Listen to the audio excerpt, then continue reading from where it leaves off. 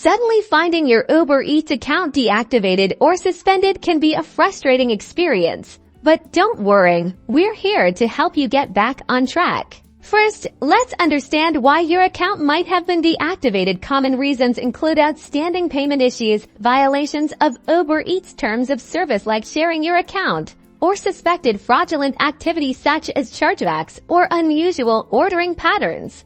Your immediate next step is to open the Uber Eats app and navigate to the Help section, usually found in the main menu. Look for an option like Contact Support or Account Issues. You'll then be able to initiate a chat or submit a ticket to the Uber Eats support team.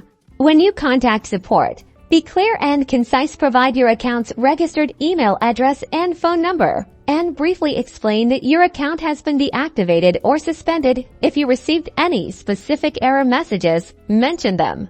After submitting your request, it's crucial to be patient. Uber Eats support teams typically review these cases within a few business days. Avoid submitting multiple tickets for the same issue, as this can slow down the process. If a specific reason was given for your deactivation and you believe it was an error, you may be prompted to submit an appeal. Follow the instructions provided by support, which might involve uploading documents or providing further explanations. By methodically following these steps and cooperating with Uber Eats support, you significantly increase your chances of resolving the issue and regaining access to your account, ensuring you can continue enjoying your favorite food deliveries.